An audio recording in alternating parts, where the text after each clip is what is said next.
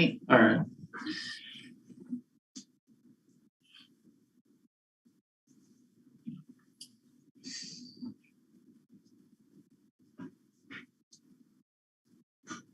Hello, my name is Paula Groves. I am the program director for the LEAP, Mendocino County LEAP program.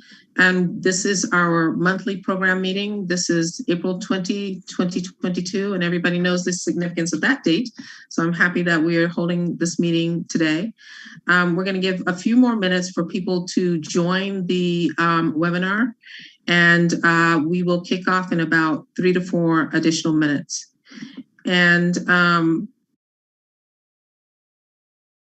yeah, that should be, we'll wait a few more minutes before we continue.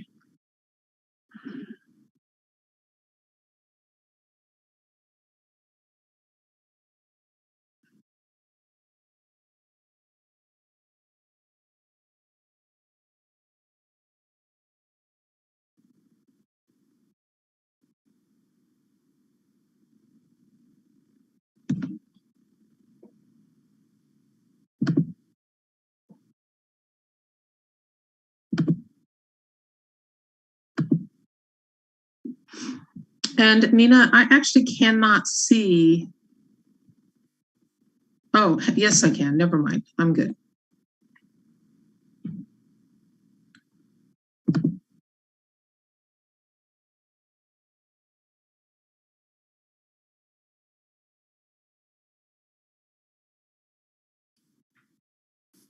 I don't know how many co-hosts you can have, but if you want to make me co-host, I can help you. Okay, great. Then I can help with Q&A quite a bit.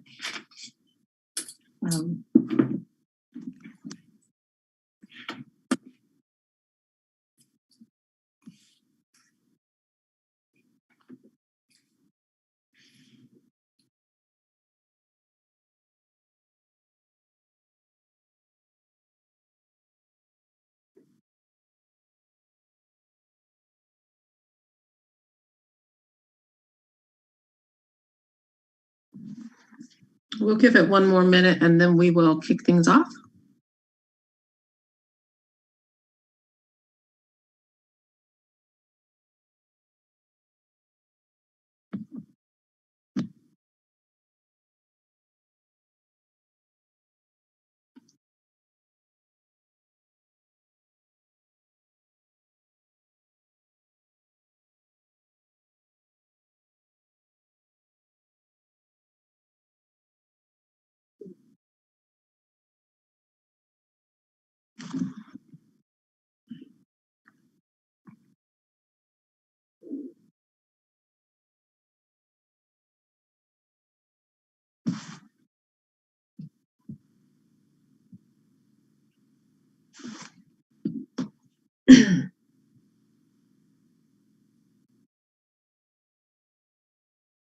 Okay.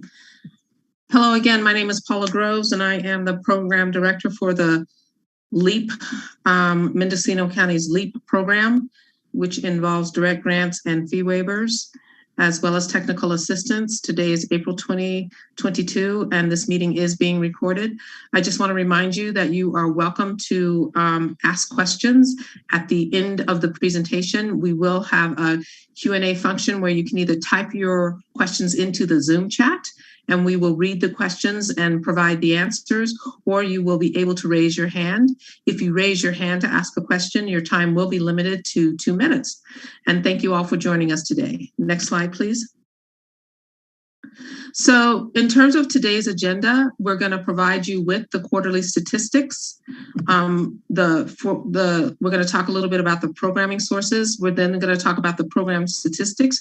We're going to give you some program updates.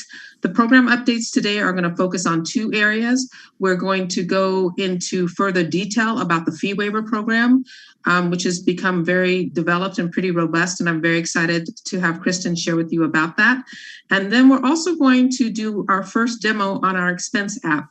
We'll talk a little bit more about that, but this app will allow you to upload your final receipts for how you've spent your grant funds, and will allow you to upload your budget to the expense app, and we'll be able to compare your expenditures against your budgeted numbers.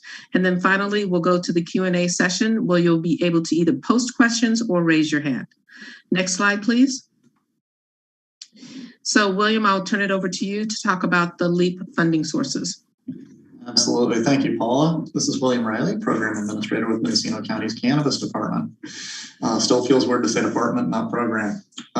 So here we are with the LEAP funding. So our current allocation for round one is $2,245,704 for the fiscal year 2020-21. And I do have to say it is a little bit awkward because it's a grant program administered through a calendar year. And so it ends August 2022. So for our budget allocation, the way that it works out with the 2 million or 2.2 million, I should say, is that 80% of it goes straight into direct grants, fee waivers, and workforce development, of which we've been paying out through direct grants and fee waivers. The other 10% is the $224,570, and that is allotted for technical assistance, which is technical training to equity applicants regarding license and operating in the cannabis industry. And the other 10% of it is, again, $224,570, which is slotted for administrative services, county staff, and outside consultants, you know, the paper pushers of the world like me. So fiscal year 21-22 is to be determined by the BOS, and I love that we have that on there because we applied for this grant again. We have got it. We just need to slot the money into the right spots, and that will be coming soon.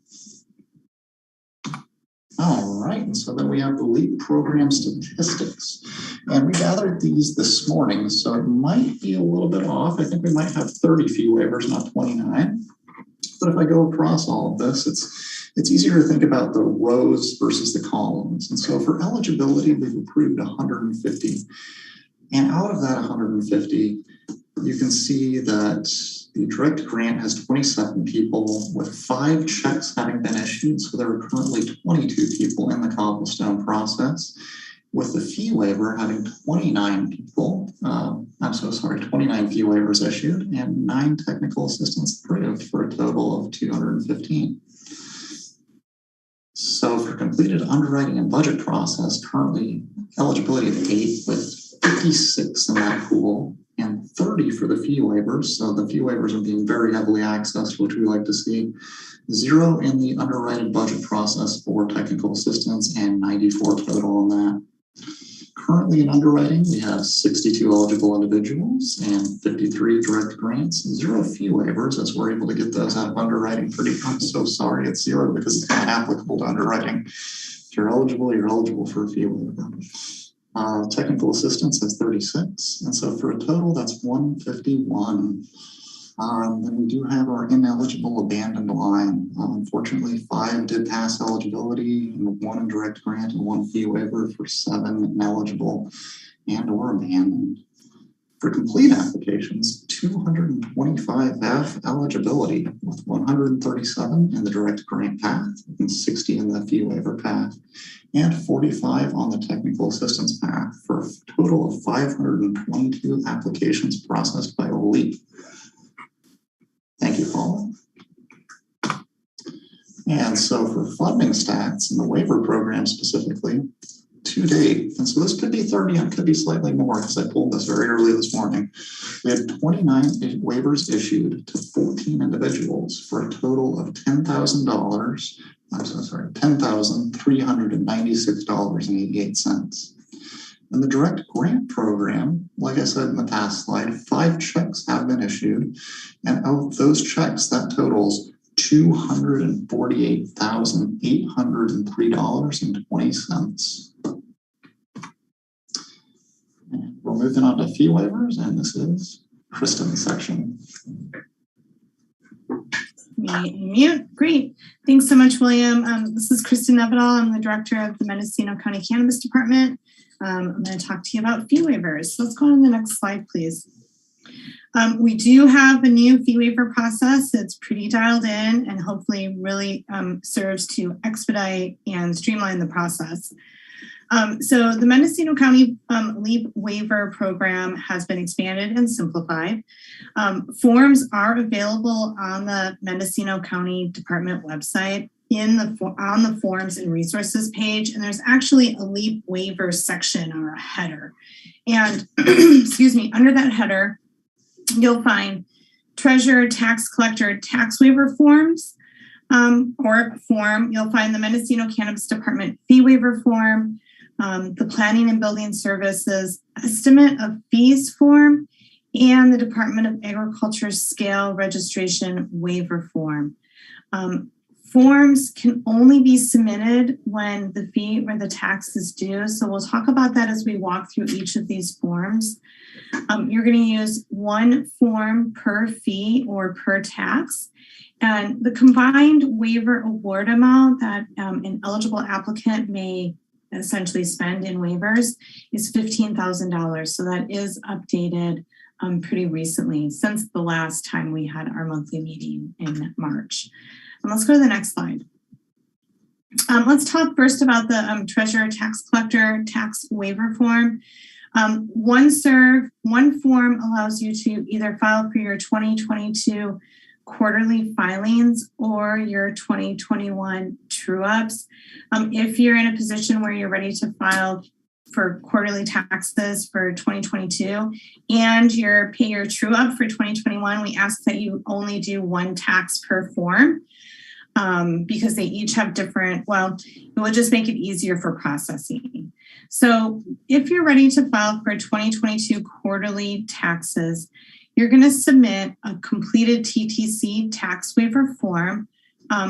You have to submit your completed quarterly filing as approved by the TTC. So you'll still have to go into the treasurer tax collector's office and do your quarterly filing with the treasurer tax collector, and then bring that paperwork with the tax waiver form and your LEAP eligibility certification letter to the cannabis department. I suppose you could probably take all of it home, scan it, and then email it, but please don't send us photos of your materials. It's very hard to manage and sometimes they're very hard to read. For true-ups, you're going to want to complete and submit the TTC tax waiver form. And your 2021 true-up statement, those were mailed by the Treasurer Tax Collector's Office on April 14th. So you should be watching for that if you haven't received it yet and you're expecting one. And then you also want to submit your LEAP eligibility certification letter. You can submit treasurer, tax collector, tax waiver materials to the cannabis program at mendocinocounty.org. Please do CC Paula at elevateimpactmendo.com. And just a reminder, delinquent taxes, penalties, and interest are not eligible for fee waivers. So right now we can only cover 2021 true-ups, and that's before they become delinquent. So don't wait if you want your true-up covered. And we can cover quarterly taxes on an ongoing basis. Let's go to the next slide, please. MCD fee waiver form. The MCD fee waiver form has been expanded to include a couple new fees. Well, they aren't new fees, but fees that we wanted to make clear are eligible and that people have been asking about. So we did add the cannabis business tax appeal fee to the MCD fee waiver form and the pre-application conference fee. So both of those are now on the fee waiver form, as are all of the fees that an equity applicant may be eligible for with the MCD. We again ask that you use one form per fee, right, or one fee per form. Forms can only be submitted or may only be submitted at the time that the fee is due. So please don't send us a form that suggests a renewal fee and a modification fee and a special inspection, right? So you want to submit one fee per form and when the fee is due. So you can send the materials in if you choose with your renewal application, perhaps. But we do ask that you email the materials to cannabisprogram@mendocinocounty.org please do CC Paula at elevateimpactmendo.com. And it's always preferred that you include your LEAP eligibility certification letter when you send in waiver materials. Next slide.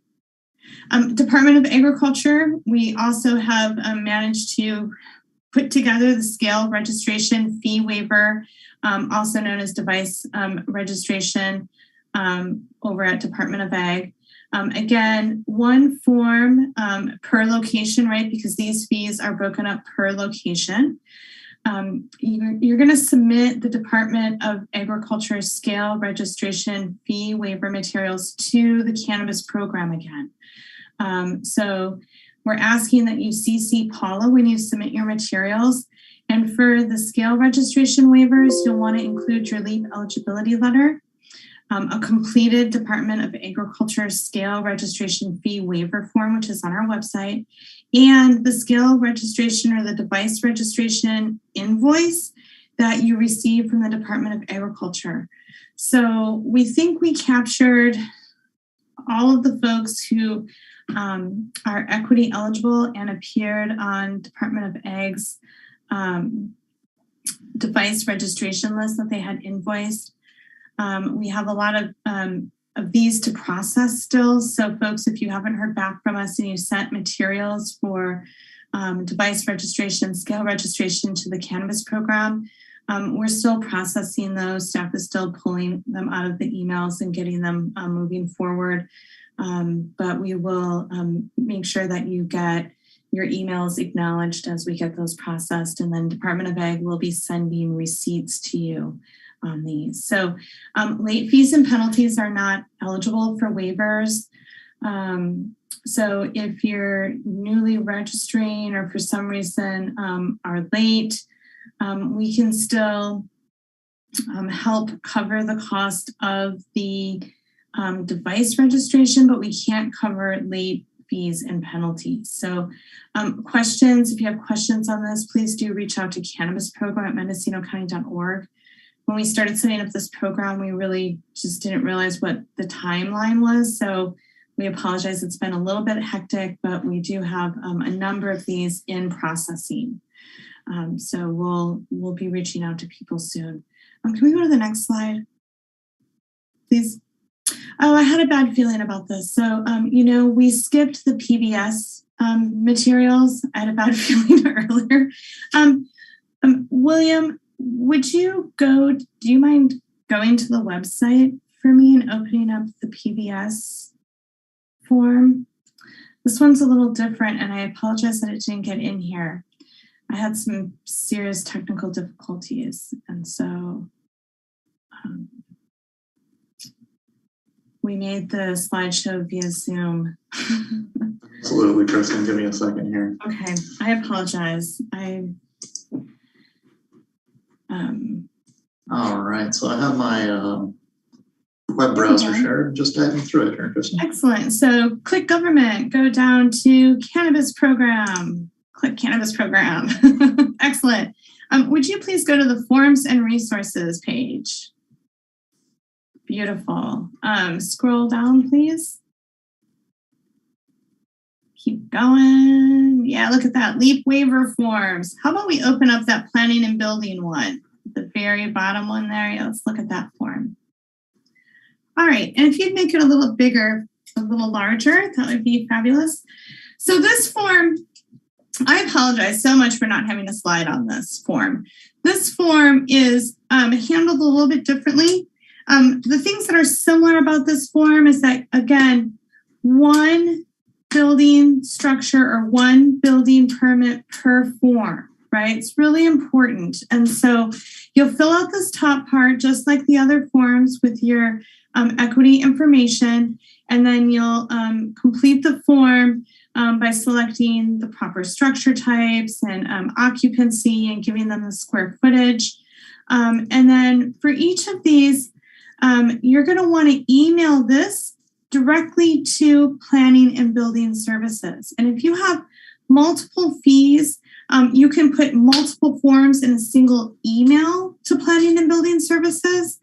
It has to go there first because they fill these out for us. If you scroll all the way to the bottom of this form, William, see this bottom portion, Planning and Building Services is going to fill this out, and then they're going to send it back to the Cannabis Department and back to the applicant. When it comes back to the Cannabis Department, we also receive all of the building permit information. So each of these will have a permit number associated with it and a cost. So that gives us then something to prepare the waiver against.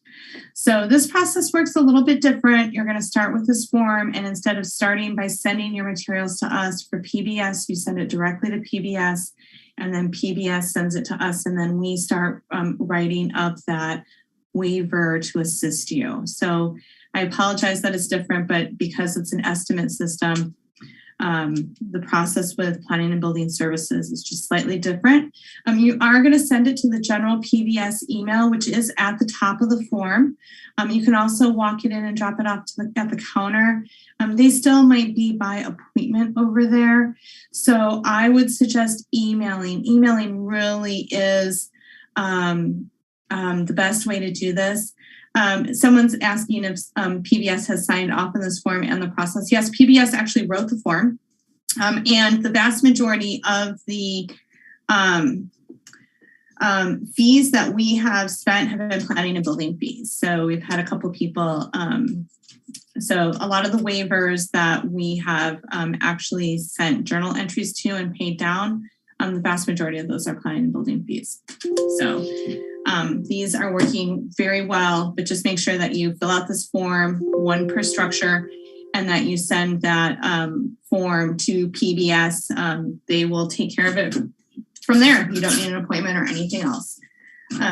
Okay, I apologize. Could we please go back to the slideshow? I kind of, when I read the list, I was like, oh no, I forgot that slide. All right, are we back on it, Krista? I think we're back, and so that looks great. Thank you, William. Thanks for being flexible. So just, again, some examples and a little recap here. Cannabis department fees. I can't think of any fees that are not eligible. You just don't want to send us your cannabis department fee waiver until you have a fee that's due, just like with all of these. And all of the fees that are eligible are listed on the Mcd Fee Waiver form, which is on the website that we just visited. Planning and Building Services, ag exempt permits for structures associated with your buildings are applicable, such as for hoop houses. Commercial building permits, commercial hoop house or commercial greenhouse permits are available. There's grading permits for cannabis-related irrigation ponds, or DFW, Lake and Streamlet Alteration Agreement projects would be applicable. We don't have a Department of Environmental Health form. They're still applicable. We just haven't had any Department of Environmental Health requests yet. We do have an internal memo, so if you do have a Department of Environmental Health permit that you are wanting to cover with a waiver, we can make it work for you. We just haven't had a lot of examples, and these first forms seem to be the big ones to get together. So examples of what's not included with the various types of building and development permits would be Class K residential building permits. We cannot do grading permits for non-cannabis related irrigation ponds, and also any of the state fees. So state annual water board fees, LSAA fees, anything that's any fee or license that's associated with a state agency, we can't do a waiver, but you can fold the cost of those other regulatory fees into your direct grant application. So just a different process there. I think we can go ahead and go to the next slide. And I think that has me turning the presentation back over to Paula. Great, thank you. So this is sort of a reminder of how the direct grant process works, just to give you sort of a bird's eye view. Remember that you get approved for your eligibility, and then you can apply for a direct grant. You apply for a direct grant by submitting all of your documents on the website. Once the documents are submitted, they are reviewed by our underwriters. And then once the underwriters have approved all of those documents, simultaneously, they will be reviewing your budget. Your budget is approved as a separate process from the underwriting process. So once the underwriting process is either complete or near complete, we then submit your budget for approval. The budget documents include the following items. We would like to see you submit an Excel spreadsheet. We'd like to see you submit a scope of project. Both the Excel spreadsheet and the scope of project will be included with your grant agreement. And then we also need estimates, quotes, invoices for each of the line item on your budget. Those estimates, quotes, and invoices need to be labeled in a meaningful way so that we understand which receipt matches which line item on your budget. We have some draft documents that we've been working on that you can get from Stacy at Elevate Impact, which we will then customize to your project. Next slide, please. And here is an update on the grant processing timeline. William, I think this is you to walk through that slide. Absolutely. Yeah, thanks, Paula. And I also feel like this directly answers one of the questions that we had on our question and answer. And if it's not, I'm sure the person will chime back in. So the direct grant processing timeline is 13 through 18 weeks, and that's our best estimate based on everything we've experienced and based on general county processes. So the underwriting process is a 4 to 6 week process where the direct grant application is submitted via ElevateImpactMendo.com. Elevate assigns the direct grant application to an underwriter to assist the applicant with budget and scope in preparation for recommendation to the MCD at our weekly approval meetings. After that, the grant approval process, we have our weekly approval meetings. MCD and Elevate review the budget, scope of work, and estimates. Elevate takes any questions back to the applicant. Is rescheduled for approval. Sorry, that's written kind of clunky. So Elevate takes any questions back and the application is rescheduled for a future approval meeting. Upon MCD approval, Elevate formats the agreement, meets with the awardee to review the agreement, and sends the agreement to MCD for contract processing. Contract processing.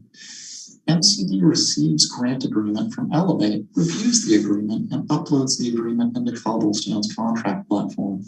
The grant agreement circulates to 7 different county departments for review and signature. After all county signatories are gathered, the awardee will be asked to sign the grant agreement. Check processing. After the awardee signs the grant agreement, it is re-uploaded into Cobblestone and routed to the auditor's office through our MUNIS system. A check is processed for review and a check processing account is created. The MCD processes the award amount through the weekly accounts payable batch and submission to the auditor's office. Auditor's office processes the AP batch and mails the check 7 to 10 days after the AP submittal.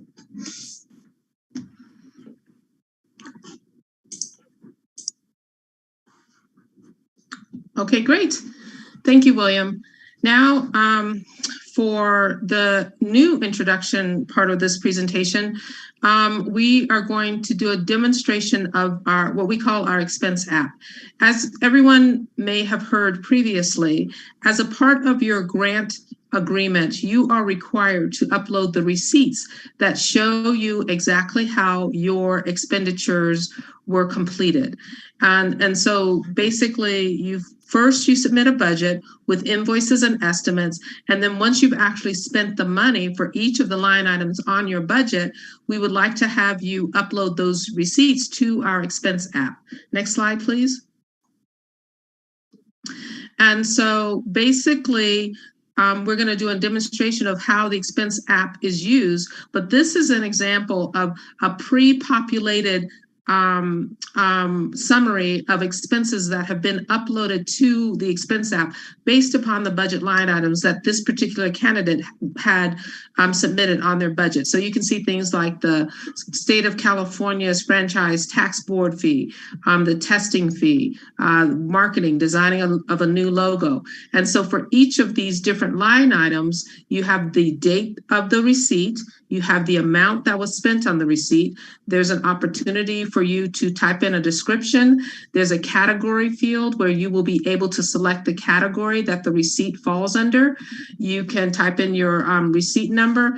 And then the final thing you're going to do is upload the actual receipt, and we'll be able to go in and click on the view button and see the receipt after you have uploaded. So in accordance with this particular candidate, or applicant rather, or actually recipient at this point, they've uploaded receipts totaling $35,937, and you can see that at the bottom.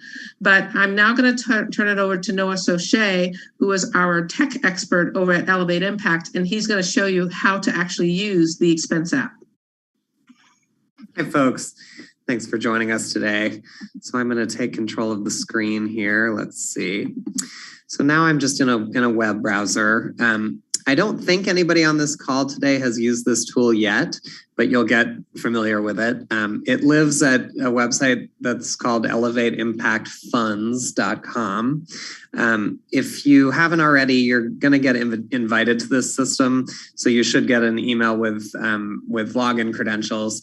Your username is going to be the email address that you used to apply for funding with Elevate Impact Mendo. I'm going to log in with our test account. But before I do, let me just point out that if at any time you forget your password, you're always welcome to click lost your password right here on the login screen. You'll get an email address, or you'll get an email to that email address that you first signed up for the program with. That'll let you reset your password. You can also check Remember Me, and that'll make it so that you don't have to log in with your credentials quite as frequently. When you log into the system, the first thing you'll see is what we're calling the dashboard here. You'll see your business information up top so that you know you've logged into the right account. And down below, you'll see a list of any grants or loans that have been awarded to you. I think this program is grant only, is that right? Correct. So you'll see your grant here, or multiple grants if you've got multiple ones. And so you can see basic information about the grant here in the table, but on the right-hand side, you'll see the little pencil icon. If you click there, that'll take us into this grant.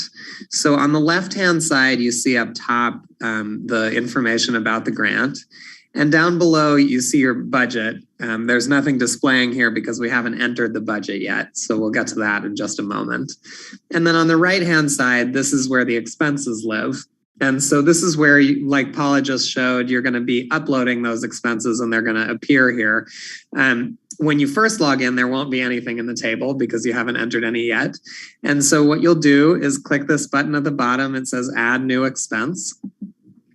And you'll fill out this quick form. You'll give a date for the time that you made the expenditure, the payee, who the money was going to, the amount. You'll give a description, and then, like Paula said, under expense category, you'll see all the different categories that you could have used when you were building your budget back during the application process. And so you can assign this expense to one of those categories. You can put in a memo if you like. And then if you hit upload receipt image, you'll get this second window where you can find an image on your computer. If you visit this tool on your mobile device or your phone, then you'll have the option of taking a picture right here, and you can take a picture of a physical receipt. Here, if you're on your computer, you can upload a bank statement where you've highlighted the expense, or other kinds of documents that'll suffice for the receipt. And then once you've filled out that form, you'll hit submit and you'll see the receipt appear right here in your list. If you make a mistake or you want to make any changes to a receipt, over here in the right-hand column under view, you can see there's a pencil icon and a little picture. If you click the picture, you'll see the image that you uploaded for that receipt. If you click the pencil, you'll get a detail page here that shows you the details of that receipt, and you can edit or delete it. Back to the front page, something that you'll want to do when you first log in, when you're first getting started with this tool, is you'll need to enter your budget that you agreed on with Elevate during the application process. So down here in the bottom left-hand corner, you'll click View Edit Budget. And and that'll take you over to your budget. Right now, there's no data available in the table because we haven't entered any budget categories yet. You'll click Add Budget Category right up here at the top, and it's just a 2-question form. You'll pick one of the categories. Say it was rent. Let's say we budgeted $6,000 for rent. I'll just put $6,000 for rent and hit Submit. And then that appears here. And you'll just do that for each of the categories that you budgeted any money for your grant until all of the categories have been entered.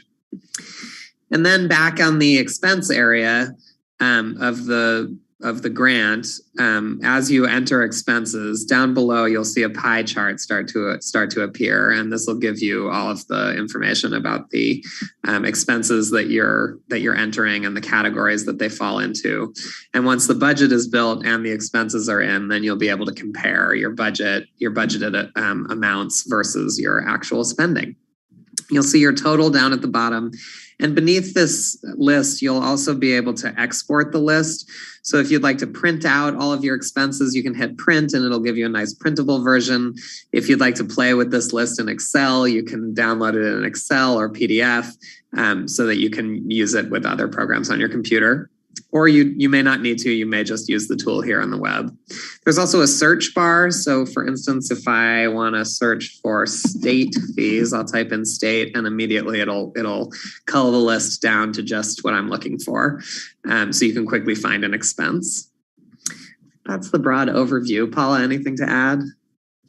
No, I think that's great. I think the purpose of this tool is to help everybody stay organized, including Elevate.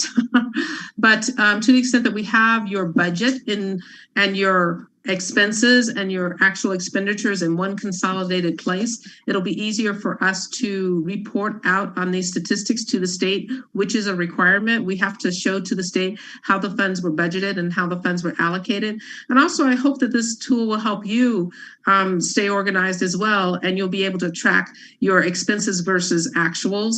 And I think it'll also be useful when we start to enter into the domain of budget modifications, because in order to do a budget modification, we're going to have to understand where the money was spent, where you maybe had to spend a little bit more because prices went up, or you had to spend a little bit less because the work wasn't as complicated as the contractor predicted. But anyway, this type of tool, having both your budget and your receipts in one consolidated place, will make all of that type of work a lot easier.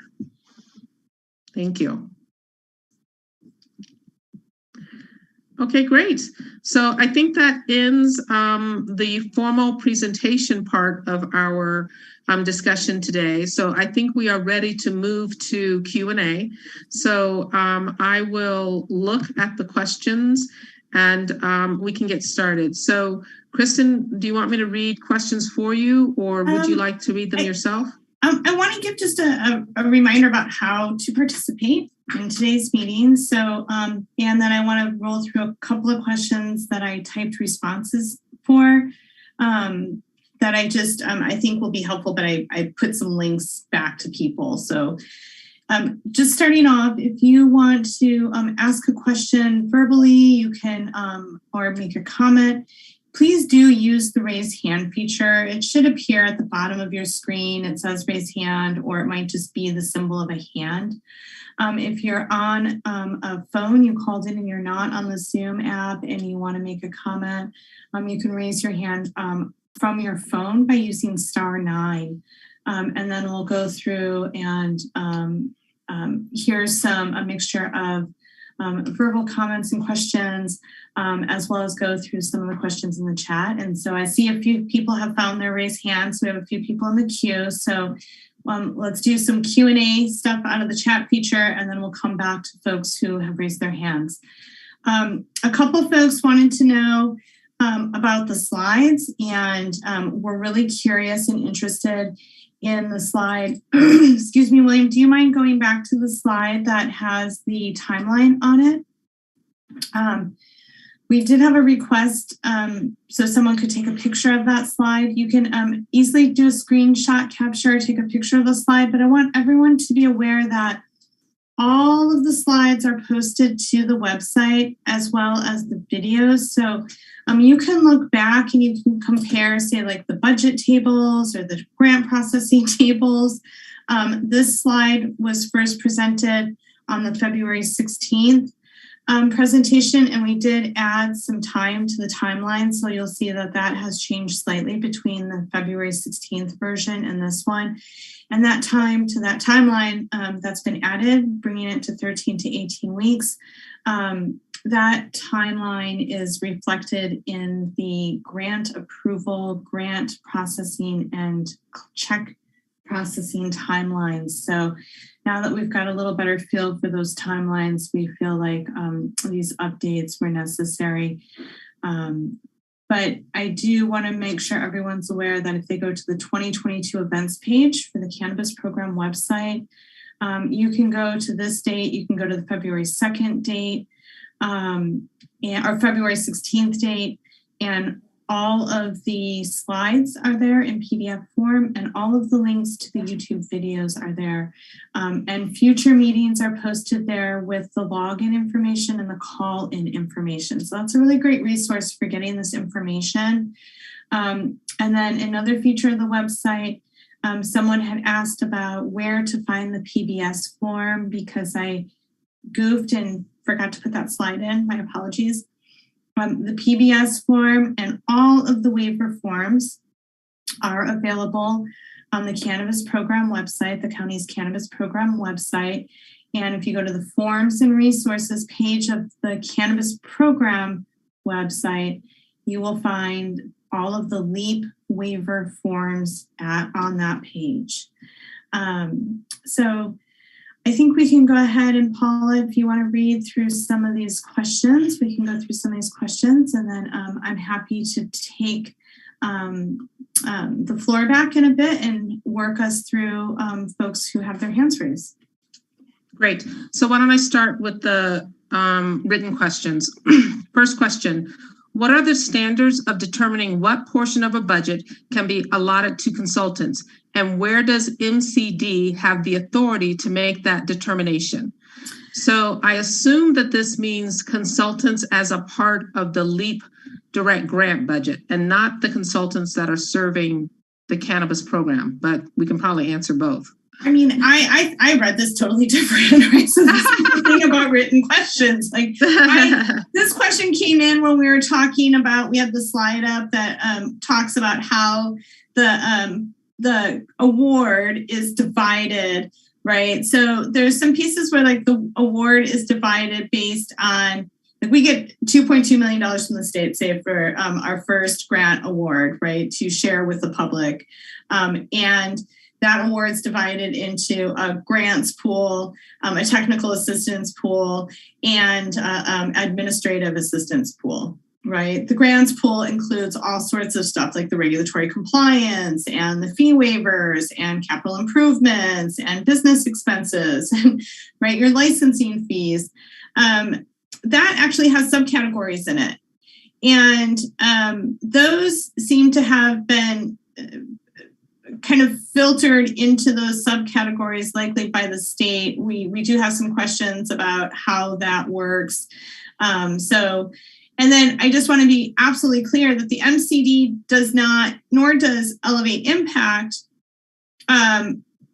tell applicants or have parameters around or parameters or criteria set up for applicants that says you have to spend a certain amount of your direct grant award on a capital improvement versus a licensing fee versus right? That's really up to the applicant. So they get to determine, like, you know, if they want to spend some money or no money on leases, if they want to spend some money or no money, right, in their direct grant on lake and streamlet alteration agreement projects, right? So we have some different tracking criteria, so to speak. And as far as like the only real, I think, clear delineation in the state equity program is that no more than 10% of a local jurisdiction's award may be spent on administering the equity grant program. So that is a set threshold. for all local jurisdictions receiving funding from the state. But the rest of it is set either by the board, or if it's the applicant applying, you set your criteria or your different kind of buckets of grant funding up yourself. I hope I covered that. There's a lot of potentially different questions wrapped up in that one. Great. Next question. I think you addressed this on the timing slide, but just to make sure we don't overlook it.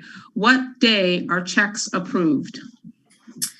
Well, there's not really like a check approved day. There's a process. So there is a timeline for the staff in our departments to process accounts payable on a weekly basis, right? So we have to process our accounts payable.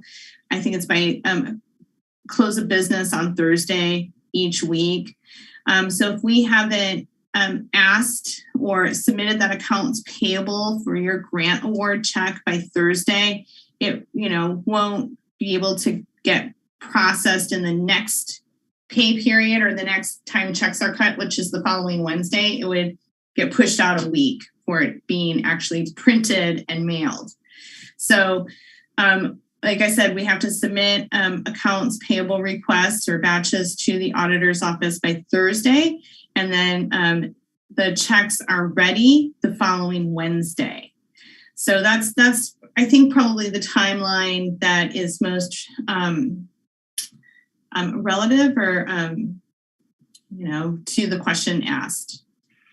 Great. Next question. I have been in process since 11/10/21 and have responded in a timely way to every request from my underwriter. There have been many requests that have not been consolidated. My most recent request was responded with an auto reply stating that he has stopped working on the project as of April 1. I've reached out to Paula and I'm waiting on a response. Why were underwriters paused in their work on April 1st? The short answer is because we are waiting for the second round of grant funding. We are not going to be issuing any new direct grants until September. And we're processing people who are in the pipeline who already have their applications submitted. So I get involved with the underwriting when it gets to the budget approval process. So most people who are currently in the pipeline are in the budget approval process. So it was a natural time to make that handoff.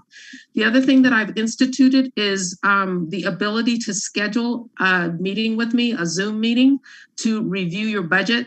It doesn't matter where you are in the process. Maybe you're at the beginning and you have questions. Maybe you're at the end and just need to polish some things up. You should have received an invite from me, a Calendly. It's called Calendly. And it's an invite which will allow you to schedule a meeting with me personally to go through your budget status.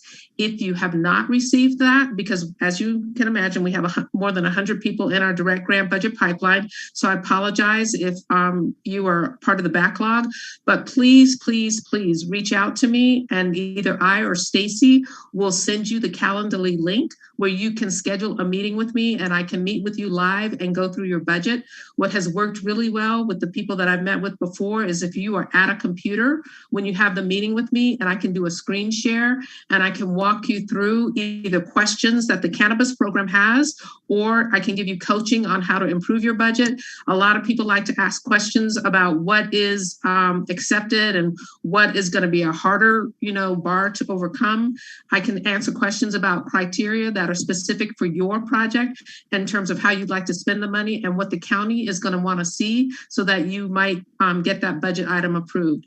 I apologize to anyone who hasn't heard from me yet, but we are diligently going through the list and scheduling meetings with everyone so that we can get you through the grant approval process. And I just want to add to that really quick. I'm sorry to interrupt, but and Paul and I are meeting oftentimes twice a week to go through grants that are ready for approval or that Elevate thinks are ready for approval, right? And we have those discussions. Sometimes we send questions back to the applicant, and Paul has been great about turning those questions around and getting us more information where we felt a little stuck or just needed more information to better understand what the request was. So We are putting in extra meetings to make sure that we get everyone processed in this grant cycle. So that was a question earlier. I apologize for interrupting. I just remembered it when we got on this topic. I'll hand it back to you. Great. When will expense app login credentials be given to grantees? We're going to prioritize that. So people who have had their grants approved will get their login credentials first, but we won't wait. We will, for anyone who's in the pipeline, based upon your status in the pipeline, we'll be able to send out those credentials. And I need to double check with Noah, but I think, oh, you're still with us, Noah, thank you. So I think we can send out the credentials on a bulk basis, right? We can send out all the credentials at once, right? Yeah, we can. And in fact, if you can actually log in now by putting in the email address that you submitted with your original application and then clicking forgot password. That'll help you set up a new password. The issue is that once you're in, if you haven't yet been set up by the team, you won't see your grant listed there. So you could log in. If you don't see a grant listed there, come back in a day or two and it should be there. Great. So we'll try to get that bulk upload completed by the first part of next week. Okay, next question. It would be helpful to have the budget categories available before submitting the grant application. Yeah, we do have a number of different budget categories that are on the website. But the thing that we have to be a little bit careful about is that a lot of budget categories under capital improvements are customized to Mendocino County because you are doing a lot of outdoor projects. So one of the things that I may need to chat a little bit about with Kristen about is what Mendocino specific categories. So to give you an example, culverts, it's not on a budget in downtown LA, right? Because they're not doing culverts. But we might be able to add some Mendocino County specific items to the budget so that it'll be easier for you to upload the budget. So I'll do a mind meld with Kristen to make sure that everything's customized for Mendocino, and we'll try to get those new budget categories out to you. Are there sample forms that go over what's needed or required for submitting the scope of project and what is needed for the estimate in quotes? Absolutely, there are samples. You can receive those from Stacy at Elevate Impact, or I can provide those forms to you as well. They will be updated over time, and we can also put them on the website. Can Mendocino County use grant money to hire more staff for the cannabis program so that we can get permits and CEQA applications done faster? Kristen? Not equity money. But we can use local jurisdiction assistance grant funding, and we are diligently working towards staffing up, and we also are wrapping up an RFQ for contract staff, or contract support. So I do think soon we'll see some additional staffing, but that would not be, we cannot take that out of the LEAP or the equity program. It would have to come out of local jurisdiction assistance grant funding. Great.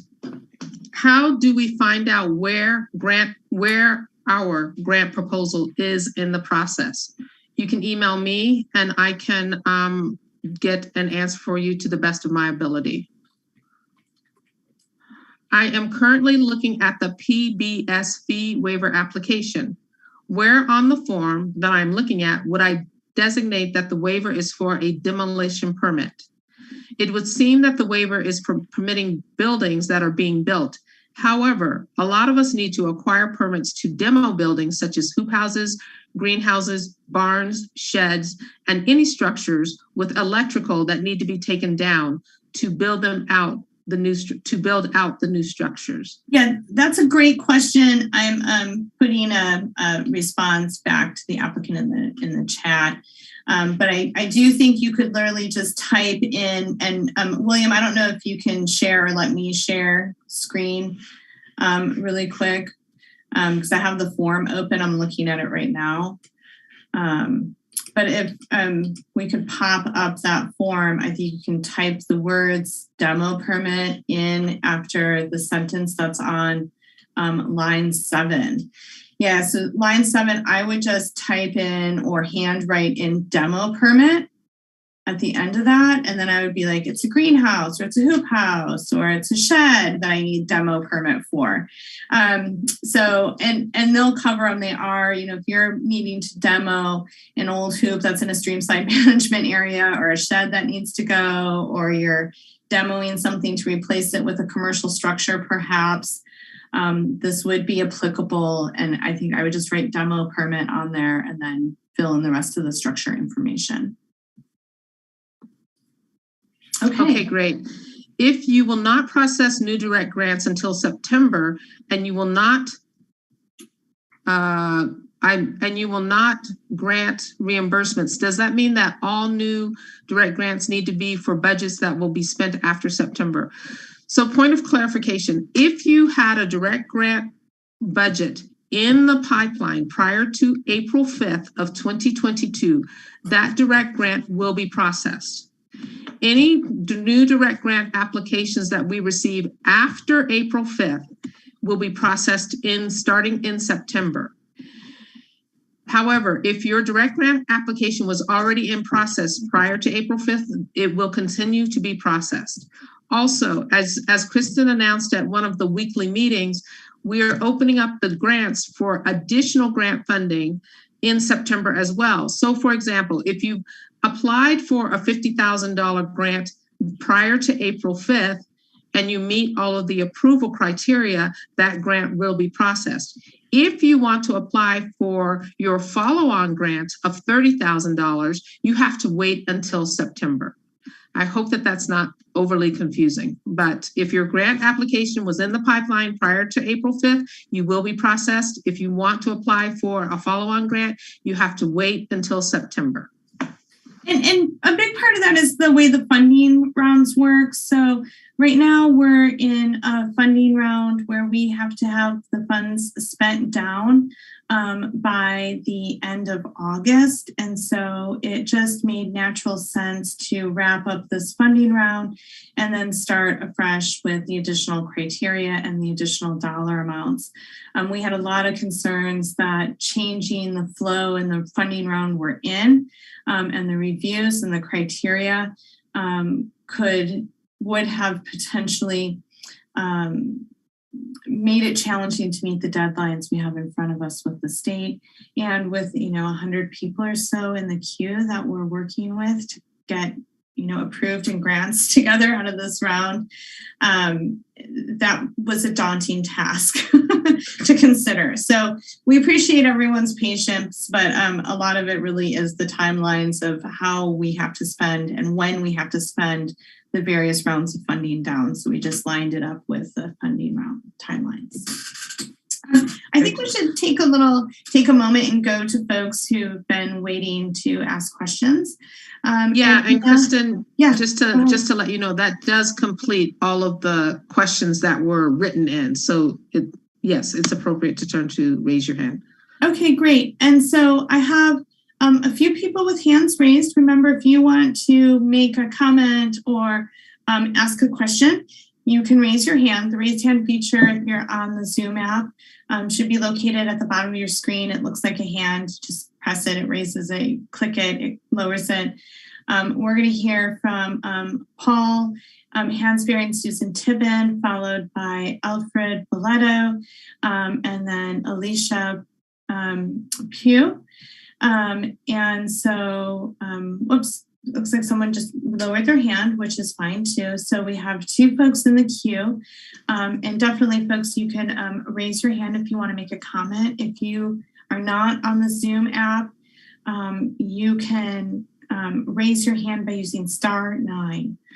So I think what we'll do, we have 30 minutes, so I don't know that we need to necessarily use the timer. But what I'd love to do is just ask folks to be respectful of other folks on the call who might want to ask questions or provide a comment. So if someone asks your question or if we've already answered it, would you please not ask it again and make sure that we have some time to provide some answers, hopefully. So Paul and Susan, you should be able to unmute your device and start your comment or ask your question. Hi, everybody, and hello, Noah. It's nice to meet you if you're still on the panel. Our question is that for many people, many months elapsed between the budget being submitted and the check being in hand. So when we're looking at budget modifications, we're looking at fairly extensive budget modifications.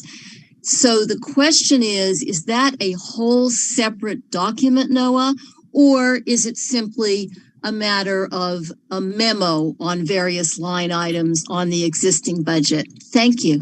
And so you're talking, I just want to make sure that we're clear. Susan, are you talking specifically in the expense app? I think that what she's talking about is in the expense app, and that dovetails into what I was going to ask about the expense app, is if we can modify that simply by clicking the edit button, as long as we don't go over the, we just justify what's going on. Is that a process for a modification? Thank you. I want to be really careful here because the modifications that you're making in the expense app, they should be minor. They are not modifying your agreement with the county, right? So I think we need to I want to make sure that we're using proper nomenclature and not sending any mixed messages or signals to folks. I really don't want to confuse folks. So if you go to, if you put in $30,000 for your, amendments, soil and amendments for the year, and you're getting close to the end of the year and you're still at 18, but you're going to run over, I don't think that those modifications to like your grant award, they might be captured in the budget and the expense app down the road, but they still need to be communicated to the Elevate team before they're approved, so to speak. And we aren't modifying projects in the expense app. It would still be, and we aren't modifying agreements at this time. Well, let me clarify just a little bit. Okay, thank you. Okay, we're not adding new features. We're not saying, okay, we want to take this money and buy a rhino or, build a building or use it for the lease.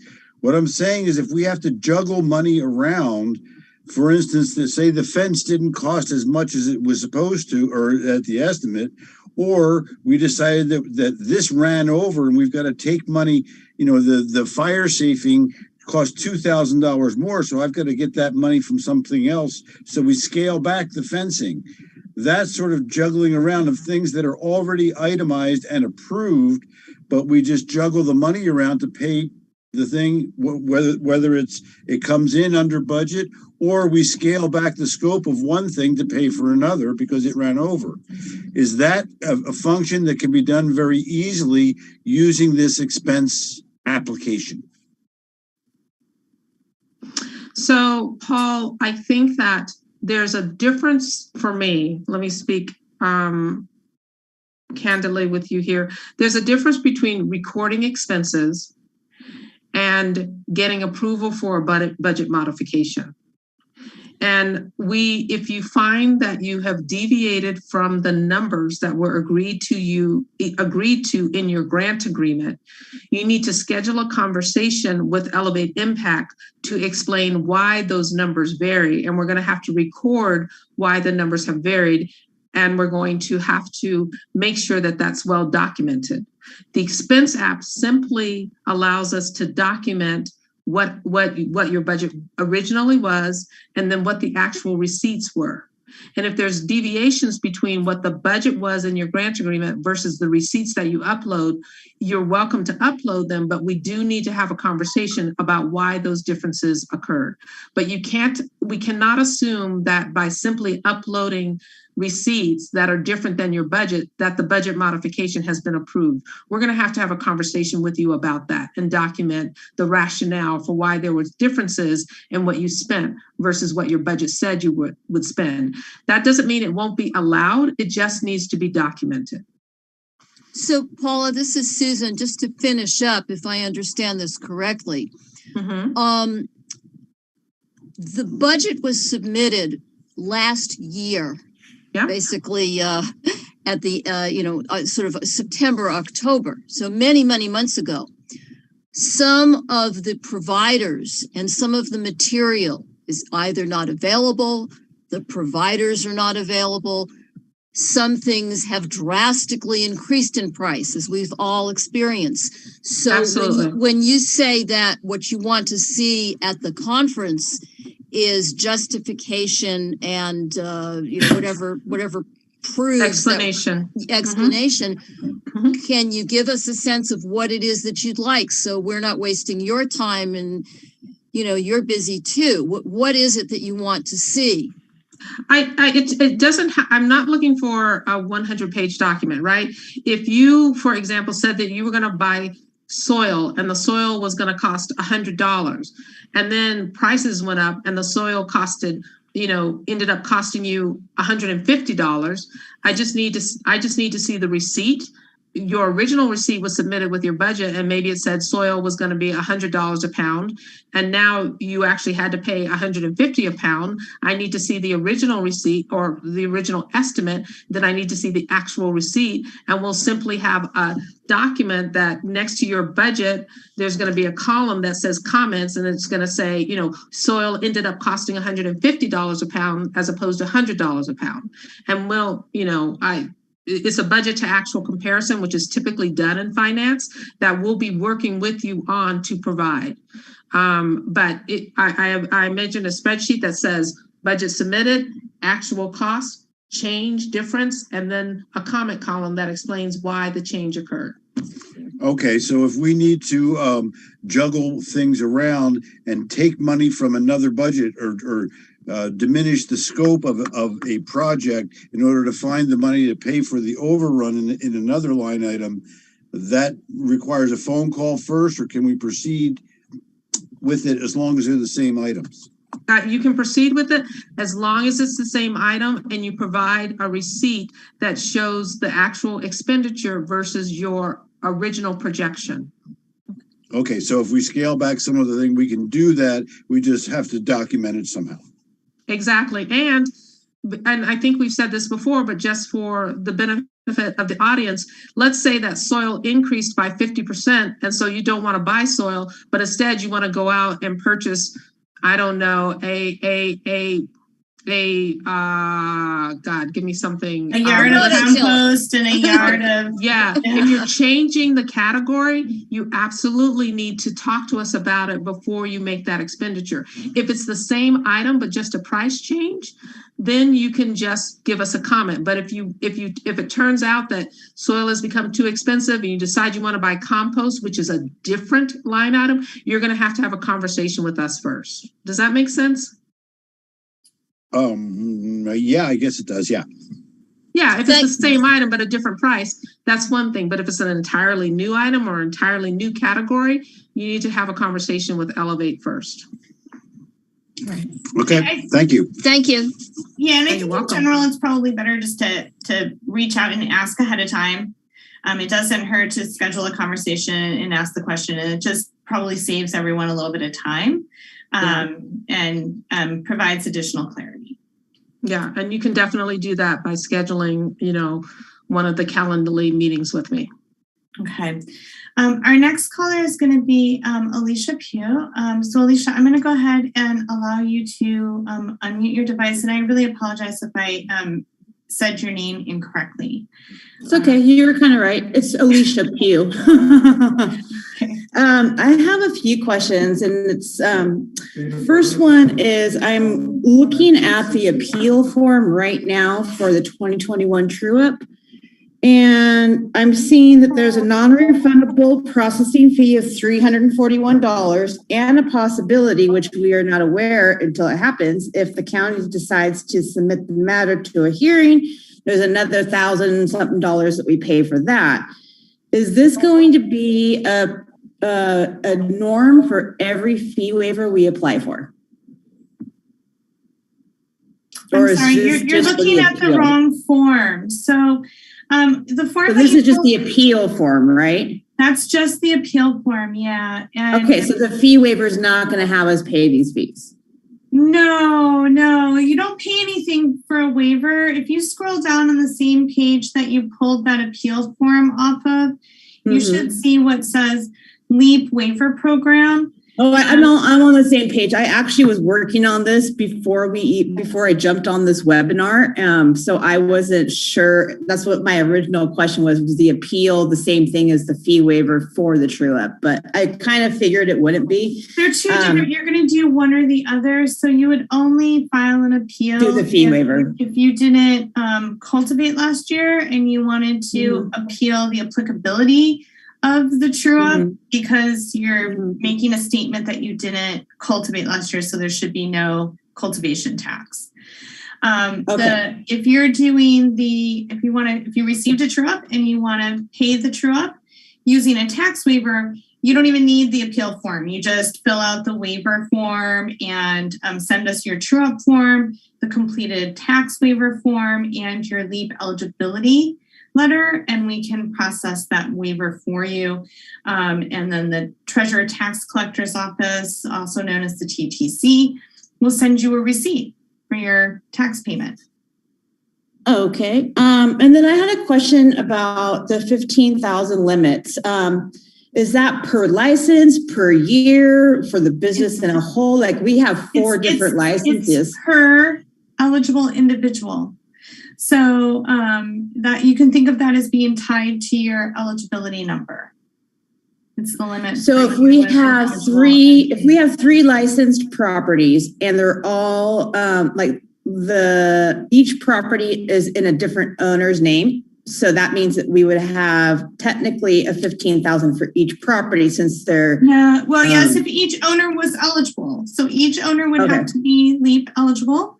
And then as a LEAP eligible owner of a business, that LEAP eligible owner would be eligible to spend up to $15,000 in waivers. Okay. And when you're saying the owner, does that have to be the majority percent holder or what is? It does, unless like all of the owners, like say there's 4 owners, all of them are LEAP eligible, right? So okay. So can I also answer that question? So this comes up a lot when you are trying to decide also who the check should be made payable to. So if you have an owner who's LEAP eligible and they are 100% owner of a company, and you want the grant check written to the company, that is okay. If you want the grant check written to the company, but the company is only owned 49% by a LEAP eligible individual, the company cannot get the check. Only the LEAP eligible person can get the check. Okay? Okay. And part of the reason why is because of how the checks are written. Right. So when you turn in your W-9 to the county, so we can set up your, we call it a vendor account. It just means an account that's prepared to have money sent to it. Right. So that could be a person or an entity. But when you fill out your W-9, the primary name on the W-9 is what's going to appear as the primary name on the check. And then if you add a business name, right, or your individual after the business, that's also going to appear. So if I put on my W-9 that the responsible party is Kristen Nevedal, and then I name my business, right, Kristen's Cannabis, the check will be written to Kristen Nevedal, and I think it has a care of Kristen's Cannabis as the business. If it just said Kristen Nevedal on the W-9, that's all that would appear on the check. So what if the county has 4 W-9s for us? Well, you're not going to give us 4 W-9s because there's only one, like each LEAP eligible individual or entity will present us with 1 W-9. It will be 1 vendor account. Well, okay. Because we literally have an EIN for each one, and the county, I just went there like a few weeks ago, and because we were trying to have them just work with our farm, one of them, because that's the one we submit to the IRS with our taxes. But because the name of that business is nowhere around, they have 3 W-9s on file for us. Well, I think that's going to be different than what we submit to the auditor's office. So the cannabis department does kind of like out of the norm create the vendor accounts, right? So I think if you have questions, just email them to Paula. Yes. And I think that she can help guide you through it, but it really is specific to the eligible. I think I have kind of a specific, this is a weird situation. So I think that I'll just reach out to her myself privately because I don't want to waste your guys' time here. Yeah, please do. And by the way, for every grant application we get, we request a W-9. So what you have on file with the county may or may not be relevant, but for every grant application we request a specific W-9 for that grant application. And we'll make sure that the W-9 lines up with the LEAP eligibility criteria and the company criteria, okay? But we'll talk about you on a one-on-one basis, okay? Okay. All right. Thank you for that, Alicia. I don't see any additional hands raised, so I'm going to go back to the questions in the chat, and I'm going to lower hand here so I don't get confused. I want to just answer this one, which is an appeal question and not necessarily an equity question. But there is a question about a nursery. So if a nursery is not operating or being used yet and hasn't had any sales, should they file for an appeal? And I think that they're totally eligible so long as the nursery has issued a true up. And I cannot remember, I'm sorry, I haven't done true ups in a whole year, so I can't remember if there's a minimum tax for nurseries. I don't believe you can appeal a quarterly tax. So only true ups have appeal capabilities as far as I'm aware. A little off topic, but I know we're in that true up season. So I wanted to make sure that we answered it because folks have some limited time with the appeals and the true ups. Heather's asking about an email address, and I think really the question here is who to contact at Elevate.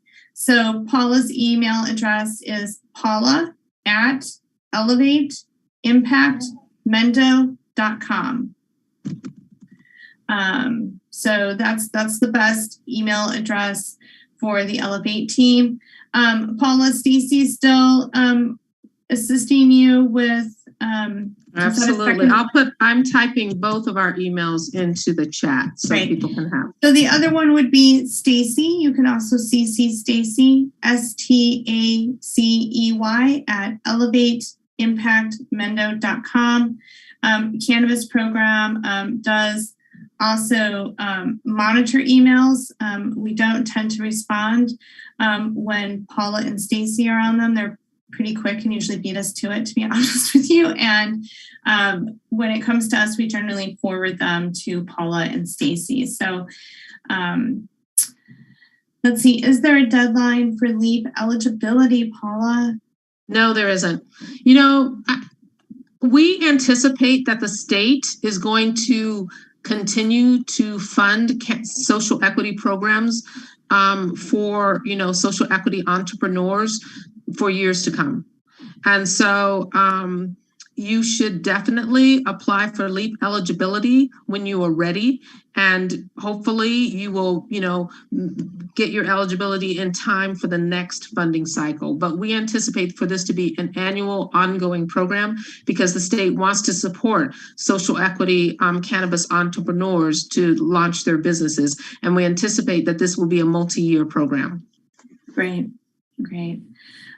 So we're at 4:49 and there's no more questions left. I don't know if this has ever happened.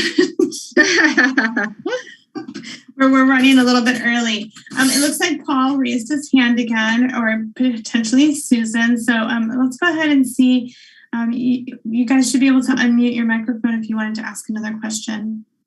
Unfortunately, when you type things into the chat, we can't see them. So I don't know where your email addresses are.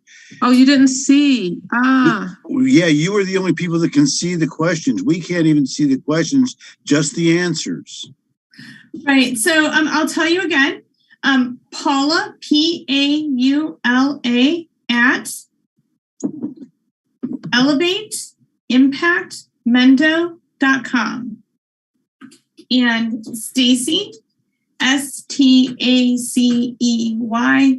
at elevateimpactmendo.com.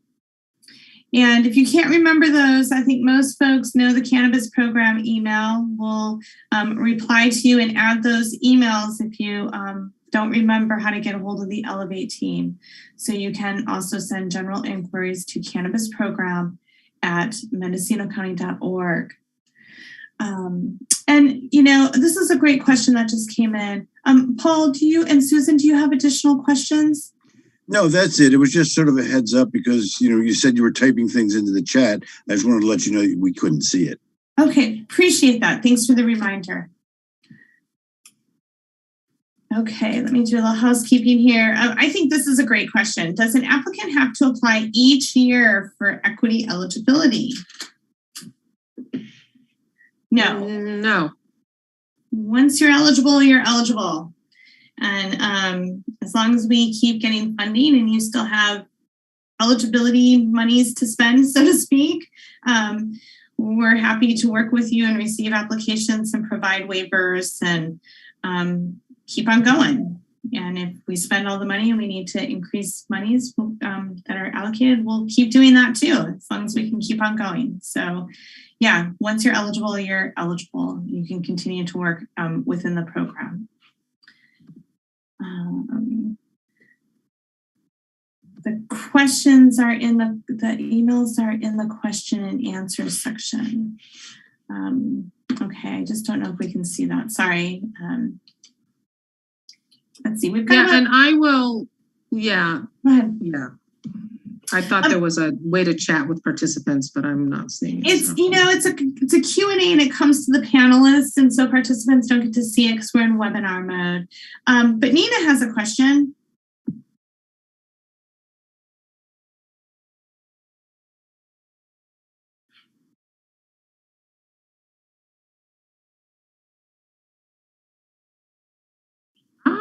There you go. Excellent. Very helpful. So you have to open up the Q&A feature, right? So that you can see those. Okay, great. Let's do, okay, perfect. Let's do a quick question from Alicia to wrap us up. So Alicia, you should be able to unmute and then we'll. So just really quick, I was looking at my questions for your guys' answers, and I see all the answers except for one of my questions. And I just wanted to ask you, as far as the sample forms go, do I go to the Elevate site or the county website to get an idea of what these forms look like, what you're expecting them to look like? The budget forms, you can go to the Elevate site or just email me or Stacy and we'll get them to you. Okay. And the Elevate site, just for folks, just a reminder, and we'll wrap it up with this reminder. The Elevate site is www.elevateimpactmendo.com. So you can always just Google Elevate Impact Mendo and it comes up too. So, okay. I don't have any additional comments or questions, but I just want to thank everyone and see if there's anyone on our team of presenters who wants to close us out.